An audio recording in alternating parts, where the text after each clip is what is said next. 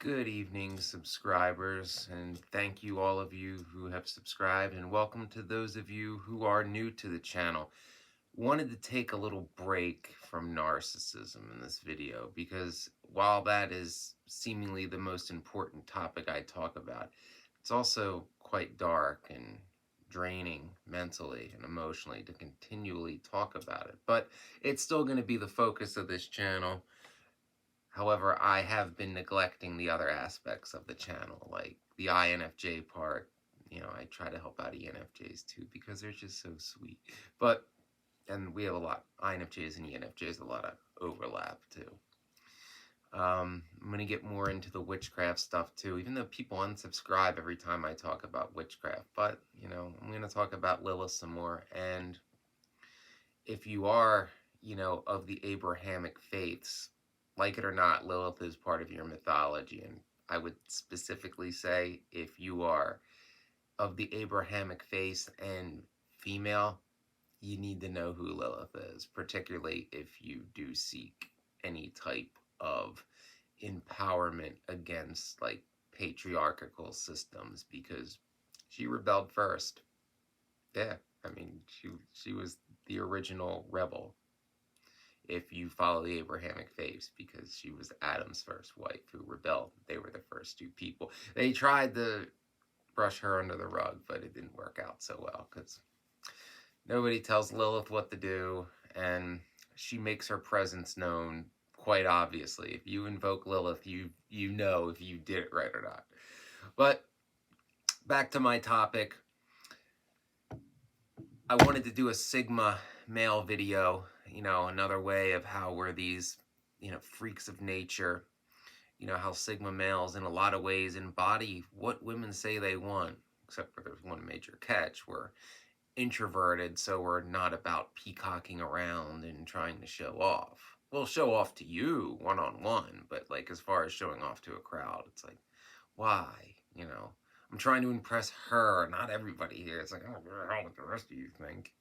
I ain't trying to date you, and you dude, you disgust me. But regardless, another thing that Sigma males tend to be better at than the average male, or what sets us apart, a strength we have in general, is we tend to be better parents. And I have some anecdotal evidence with a few acquaintances and friends of friends that are Sigma males. But largely, one of these reasons is that Sigma males don't say the toxic things that a lot of other fathers can say, offensive things that can put a child down. Certainly things that, my parents did, but my mother was a borderline and my father was an enabler, and I'm an INFJ and they were both extroverts. So my brother's, the golden child's, an extrovert too. I take after my grandfather. But regardless, what are the 6 toxic things that a Sigma male will never say to his child? Number 1, offensive words about their appearance. So a Sigma male is not going to like point out if their child gains a little weight, or if they get hurt and they have a disfiguring scar, or they're in their early teens and they have a huge pimple on their forehead, like I would on occasion. My parents would always take a shot at that. So we understand, that denigrates somebody, gives them low self-esteem, damages their self-worth, especially coming from a parent, one whose literal job it is to display unconditional love for that child, but yet they're, picking out minor things like a bully in school would, because perhaps mentally that adult never left high school. I see a lot of that where I grew up. 2, Sigma INFJ will never add, Sigma male, not necessarily INFJ, but a lot of INFJs are Sigma, so a lot of overlap there too. Provocative questions towards actions. So, what the hell did I write? Yes, a Sigma male's not going to say, like, if their child's, quote, different or marches to the beat of their own drum, like, why are you so weird? Why aren't you trying to fit in? You should try to be like this person. Things of that nature, because we're different and we didn't fit in. And also we didn't seek, praise from those around us.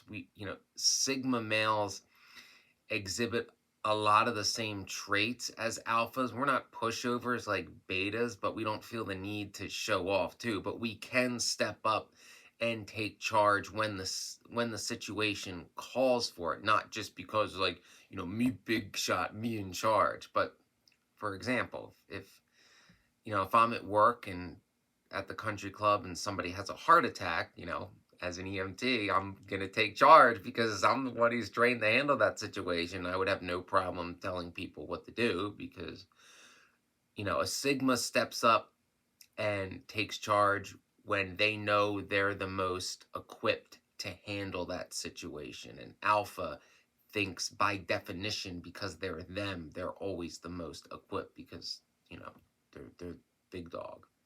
So yes, we're not going to tell our children they're weird. We're going to tell, them the truth about human nature and about individuality and how, fitting in groupthink is a crock. Because it is. It's cultish behavior. 3, Sigma males would never inflict selfish wishes upon their children, not like narcissistic parents where you're a reflection of me. Ooh, the amount of times I heard that from my mother growing up. We're going to encourage them to express who they truly are, what they truly want to be, what they believe, within reason. We're talking illegal stuff.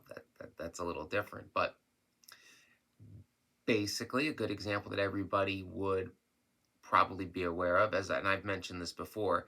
For those of you that are, like trying to picture what I was as a child, it's quite simple. Picture a male version of Lisa Simpson. Lisa Simpson's an INFJ. My father was a lot like Homer, and my brother's a lot like Bart. So, except I'm older, and my father wasn't, below average intelligence. He was above average intelligence, but his physique, his job, his drinking habit, his friends, the way he ate, the amount he ate, all like Homer. So a lot of comparisons there. So yeah, selfish wishes like you need to become this so that I can, like, here's a common one among narcissistic parents. You must become a doctor so that I can brag that my child's a doctor and get me to write scripts for Percocet. Well, maybe that's just my mother. Things like that, because everything, with narcissistic parents, it's all about competition. Children are just pawns in their game with the other narcissists. That's how it was a lot in my family. Children were just pawns that the narcissistic baby boomers used against each other to be King Boomer. Yes, because nothing matters more than King Boomer. Yeah. That's how I ended up in modeling the first time. True story. Well, partially. A friend asked me to do a favor. She was trying to get an internship, and that's how it started. And I got noticed, and then my mom kind of pushed me into it. Okay, 4, Sigma males never make their children feel like a burden. For Sigma males, their children actually come first, as children should. So they're not going to be like, oh, I got to take you to this practice, and all the time I spend, going over homework with you, you're so hard to take care of, having you exhaust me, things like that. Talking about, I had, drove this kind of car before I had I had 2 cars before I got married, and hair. You don't have hair because you didn't have hair because his diet was crap. So, and because he always wore a hat. And I'm sure all the radiation, from the nuclear plant in the 80s, because when they didn't really have good regulations then, didn't help. Not to mention he smoked like a fiend too. Yeah, so he was not a very intelligent guy, but ridiculously unhealthy in a lot of ways, like Homer Simpson. And he smoked. Homer doesn't smoke, at least. Yeah. So yes, Sigma males don't make their children feel like a burden. It's like, Sigma males understand, me chose become parent. Children come first. Me accept that. Yeah. It's kind of like what adulting is all about. Yes.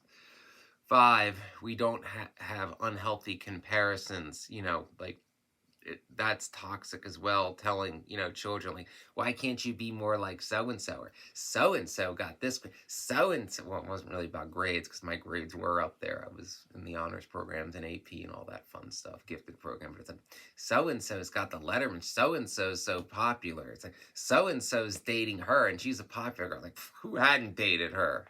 Me. Not that I couldn't have.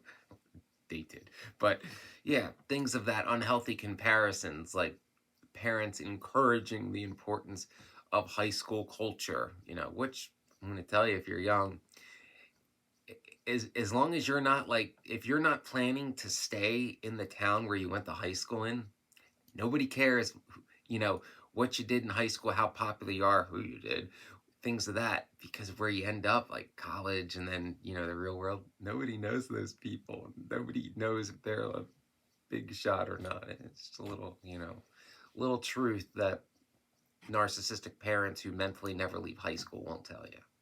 Because a lot of them never leave where they grew up. So life is a constant, continuation of high school. 6, we will never use verbally abusive words or statements, stupid and, calling, calling a guy feminine because he doesn't want to have one night stands. Oh, yeah. Yeah. The most ridicule I got for being a demisexual was from my mother, the old party girl herself.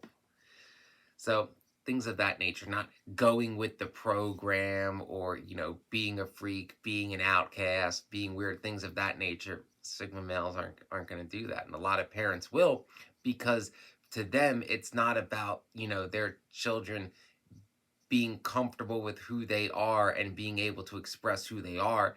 It's about them fitting in the status quo to better boost the image of the narcissistic parent. So they, my kid sleeping with a cheerleader, my kid, like, and there's certain things like, yes, grades and stuff in the long run matter, but certain things, it's like, who cares who you hooked up with in high school? Who cares, unless you're getting a scholarship to play sports in college. If you go to some small school out in the middle of nowhere, oh yeah, you were the best player on the small middle of nowhere high school team. Things like that. The narcissistic parents think are the end all be all, that in the long run don't mean anything, but it's all for their bragging rights.